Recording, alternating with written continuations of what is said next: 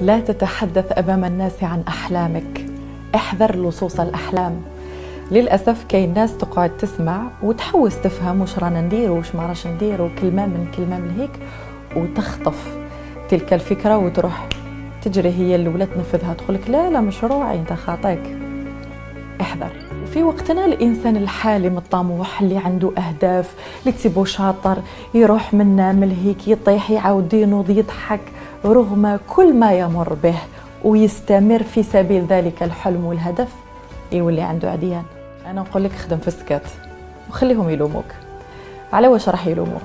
لو كان قلت لهم واش كان راح يتغير؟ يعاونوك، يجبدوا من جيبهم ويعطوا لك، يسهلوا لك الأمور؟ جامي. هما راهم يحوسوا برك يعرفوا الا ما راكش تافونسي، الا مازالك قاعد في نفس المكان اللي راهم قاعدين فيه، غير تبدا تطلع ستشكل خطرا عليهم. نفترض قلت لهم راح يعسوك ويتبعوك بالخطوه، منين جابوا واش داروا وشكون سهل وكيفاش وماشي وحده، يحوسوا يفهموا هكا، يقعدوا غير ينبشوا موراك. تعلم تسكت، ديرها في السر. نجحت اسكت، فرحت اسكت، حزنت اسكت، اخطبت اسكت، خلصت، سافرت، رحت، جيت، مديت، طلعت، حبط، اسكت.